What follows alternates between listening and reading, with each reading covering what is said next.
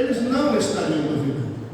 Ainda que o diabo chegasse e dissesse: ó, não aconteceu nada, Jesus não morreu, Jesus não ressuscitou, Jesus não está vivo, olha, vocês estavam perdendo tempo, ainda teriam que crer, porque quem falou com eles não foi, irmãos, o homem, quem falou com eles foi o próprio Filho do Deus vivo, e o próprio Filho do Deus vivo mostrou para eles que ele era Deus, porque ele fez, irmãos, acontecer, aleluia. Ele pregou, ele deixou a palavra lá, ele colocou a palavra, irmãos, nos corações e acompanhou com sinais de maravilha. Se você não crê só pela minha palavra, mas crerão pelo poder do nosso Deus, aleluia, ou do Deus vivo, glória a Jesus. Mas acontece, irmãos, que mesmo havendo sinais de maravilha, o próprio Senhor diz: se não havendo sinais de maravilha, não creis. O próprio Senhor mostrando, glória a Jesus. Irmãos, não é fé, não é, irmão, você ter lá uma caricatura de um Jesus no caminhão. Fé não é você ter um crucifixo lá na parede.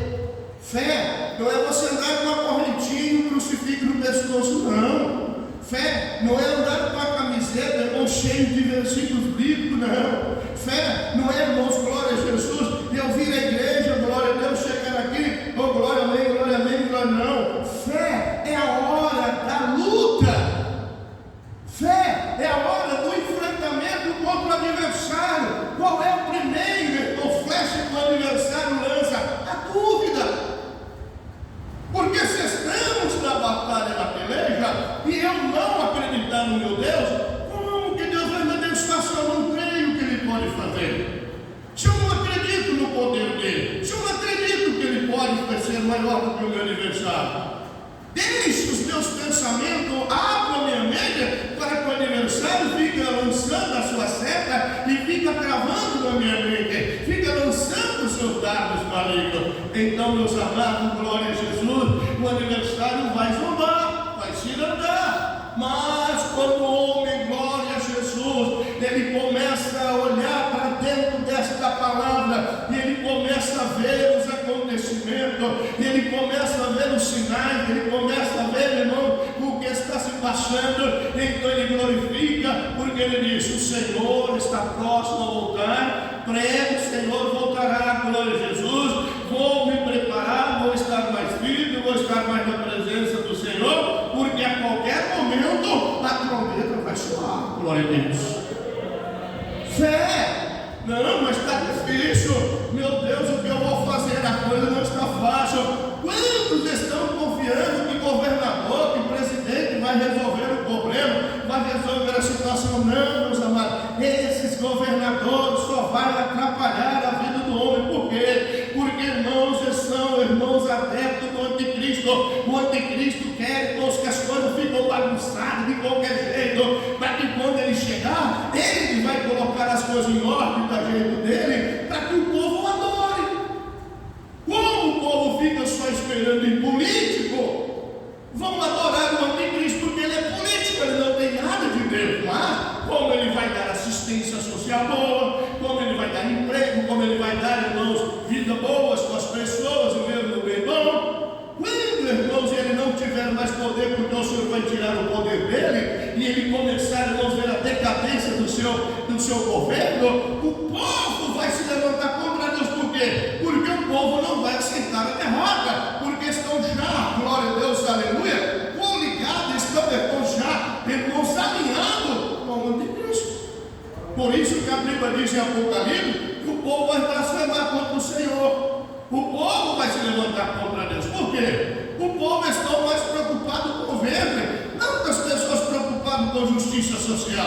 Tantas pessoas preocupadas, irmãos, com a cesta de governo e coisa e tal. Quantas pessoas querendo só melhor coisa. Não, meus amados. Isso é servir o ventre. Servir a Deus, meus amados. É orando, é jejuando, é com luta, é com peleja, é com choro, é com lágrima, é com alegria, seja no que for. Mas você está lá. Eu creio que o meu Redentor vive.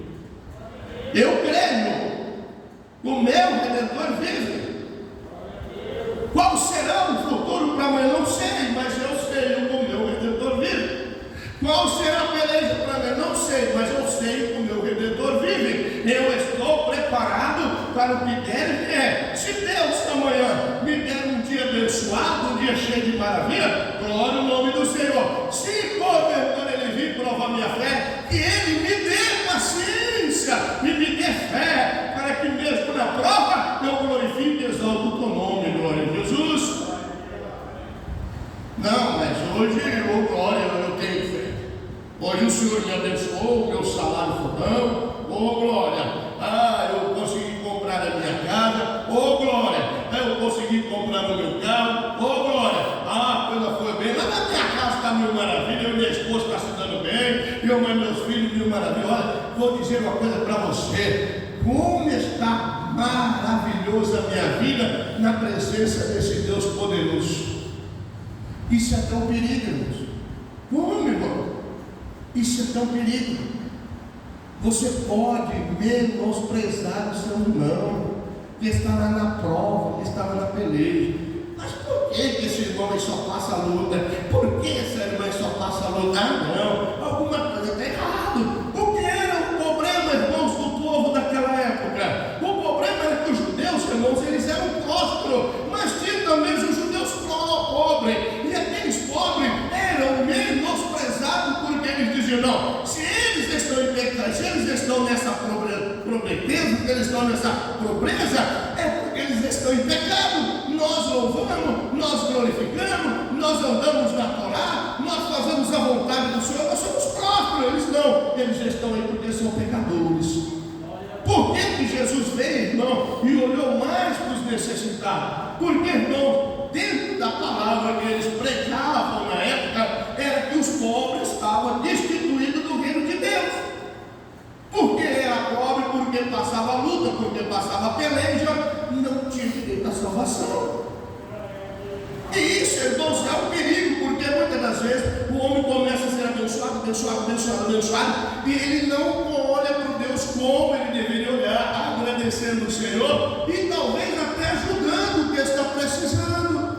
Não, o contrário, Deus me deu, eu ganhei porque eu sou merecedor, eu ganhei porque eu lutei por isso. Agora, o problema é do fulano, tá? O próprio apóstolo Paulo diz, glória a Jesus, que temos que discernir. Se o homem, irmãos, é malandro, se o homem não trabalha, se o homem é preguiçoso, então abandona, porque, glória a Deus, vai ter com a formiga o preguiçoso, glória a Jesus. A formiga, ela trabalha, glória a Deus, o tempo todo, porque ela sabe que os dias que vai vir vai ser difícil na hora do inverno, então ela se prepara no verão. O homem tem que olhar para a formiga, porque se prepara na hora da bênção, se enche do poder e da graça do Senhor, para que quando chegar a luta e a peleja, você não pereça, mas você permaneça na presença do Senhor, porque na hora da luta e da peleja, você ainda está cheio do Espírito Santo, e quando a luta terminar, não acabou o Espírito Santo, e você não pereceu, e você vai voltar ainda a fazer maravilhas na presença do Senhor, glória a Jesus. Mas acontece, amado, segundo o que estamos vendo e lendo na palavra do Senhor, as pessoas estão desanimadas, porque Deus não é mais o Senhor. Deus agora é meu servo. Quantas pessoas que têm as suas doutrinas, as suas maneiras de pregar, as suas regras, o Senhor tem que fazer. Deus, eu não aceito Deus, não, desse jeito não. Se o Senhor é Deus, o Senhor tem que fazer. Não, Deus, ele às vezes, a maioria das vezes, ele não faz, não é porque ele não pode fazer, não é porque ele falta poder, não é porque ele falta, irmãos, glória a Deus, poder. Todo o poder está nas mãos do Senhor. O que nos falta, irmãos, é fé, e o nosso coração está, irmãos, preparado para receber aquilo que nós almejamos na mão do Senhor. E aí quem é o culpado? Deus. Mas acontece, amados, que muitas das vezes o homem está na presença de Deus, e ele recebe o que ele tanto pede, e ele acaba afastando do Senhor. É lucro para o Senhor isso? Quantos não têm feito isso, igreja? Quantos? Na hora, pede, Deus dá, porque a palavra do Senhor, pedir, deve se mostrar. Bater e se abrirá. E aí, quando recebe a glória a Deus, aleluia, maravilha, glória a Deus, aleluia, mas aí começam a trabalhar na universidade. Um probleminha aqui, um probleminha ali, um probleminha lá. Estamos cheios. Achamos que agora vamos ter que descansar. Mas se a minha fé, a minha crença, eu permaneço, irmãos, glória a Jesus, na palavra do Senhor, se essa palavra está fazendo efeito na minha vida, eu não posso desanimar, eu não posso desistir, eu não posso, irmãos, ficar olhando para os lados, eu não posso ficar procurando resposta, irmãos, no vento, procurando resposta, irmãos, do mundo, procurando, irmãos, a resposta está na palavra do Senhor. Ele falou, ele é fiel para cumprir, porque essa palavra, irmão, é para exaltar e glorificar o poder de Deus, glória a Jesus.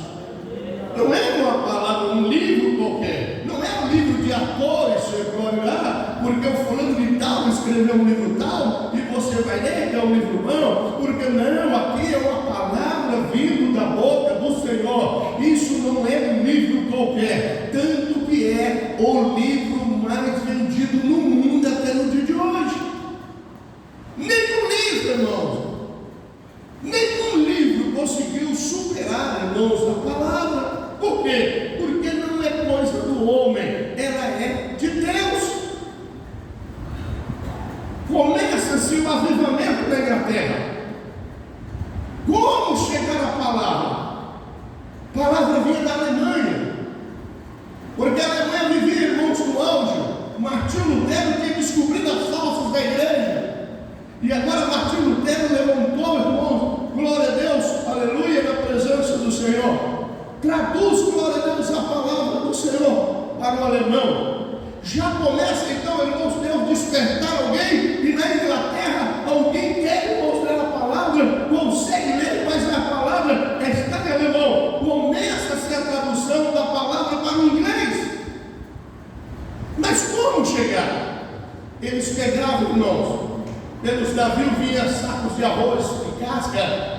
Eles pegavam, irmãos, enchiam aquele saco de arroz até uma altura. Depois, irmãos, colocavam Bíblia dentro daquele arroz escondida e descarregavam lá no porto. Isso, irmãos, se for um bom tempo, e a palavra era, irmãos, glória a Jesus, espalhada até que a igreja católica descobriu, e muitos foram mortos, e muitos foram presos, glória a Jesus. Mas quando isso aconteceu, a palavra já tinha feito um estrago no diabo, a palavra já tinha feito um estrago no mundo. E quem foi que fez, igreja? Foi a fé daqueles homens, por saber que Jesus tinha que ser anunciado ao mundo inteiro, cumprido o que estava escrito no Evangelho.